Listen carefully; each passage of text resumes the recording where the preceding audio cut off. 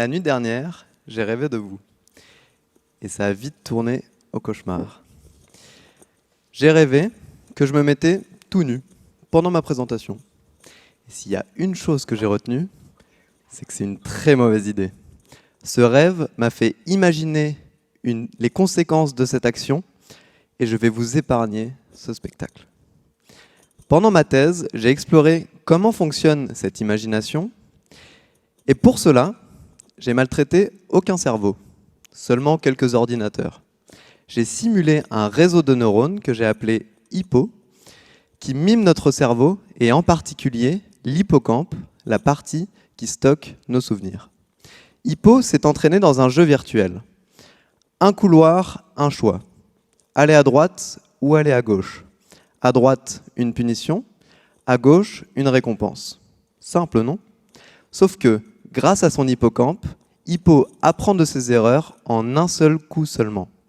En comparaison, ChatGPT a appris à répondre à nos questions, certes, mais il a fait plusieurs milliards d'erreurs pour ça. Pas convaincu? Ok. Prenons une tâche plus complexe. Maintenant, quand Hippo vient de la droite, il doit traverser le couloir et tourner à gauche. Quand il vient de la gauche, il traverse le couloir puis doit tourner à droite. Là, c'est plus dur. Car quand il arrive au bout du couloir et se demande quelle est la conséquence de tourner à droite, deux souvenirs lui reviennent. Un avec une récompense, l'autre avec une punition. J'ai donc dû lui ajouter un réseau de neurones inspiré d'une autre partie du cerveau, le cortex préfrontal, qui se souvient à court terme d'où il vient, puis vient sélectionner le bon souvenir dans l'hippocampe d'Hippo en fonction de ce contexte.